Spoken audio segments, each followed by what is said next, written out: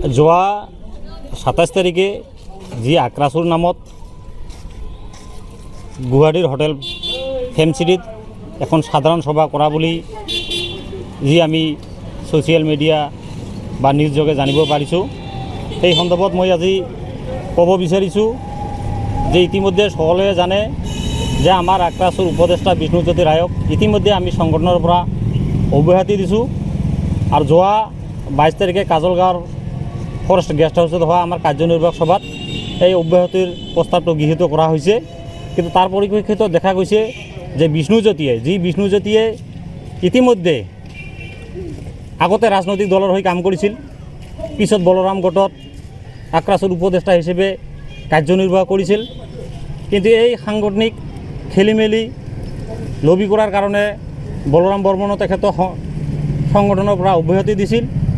তেতিয়া মোক বহুত অনুৰোধ বিনোধ কৰাৰ পিছত আমাৰ সংগঠনৰ হৈ কাম কৰিব বিচৰাৰ কাৰণে মই খুব চিন্তা ভাৱনাৰে সকলোকে বুজাই পৰাই তাক আমাৰ সংগঠনলৈ আদৰণি জনাইছোঁ আৰু আমাৰ সংগঠনৰ উপদেষ্টা পদত অধিষ্ঠিত কৰিছিলোঁ। কিন্তু দেখা গৈছোঁ তেখেতৰ চৰিত্ৰ বদলি নহ'ল, এই একে লবি কেন্দ্ৰিক ৰাজনীতি কৰি থাকে, বিভিন্ন মানুহক বিভিন্ন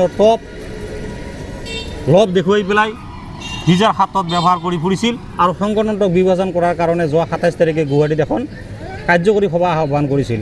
কিন্তু মই আজি সভাপতি হিচাপে কৈছোঁ যে এইখন কাৰ্যকৰী সভাত বিষয়ে মই নাজানো।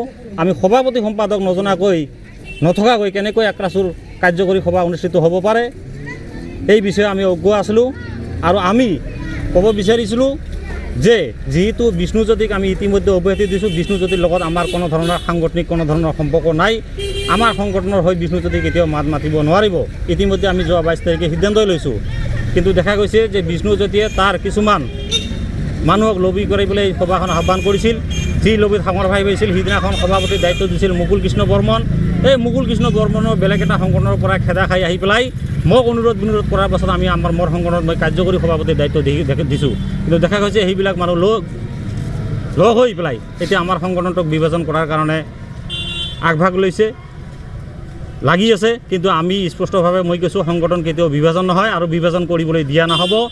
ইয়াৰ পৰিপ্ৰেক্ষিতত আমাৰ 22 তাৰিখে কাৰ্যনিৰ্বাহক হোৱা সিদ্ধান্ত মৰ্মে অহা 9 তাৰিখে আমি গুৱাহাটীত এখন বিশেষ সাংগঠনিক সভাৰ আহ্বান কৰিম, যিখন সাংগঠনিক সভাত আমি প্ৰত্যেকখন জিলা কেন্দ্ৰীয় কমিটিৰ বিষয়ববীয়াক মই তালৈ মাতিম।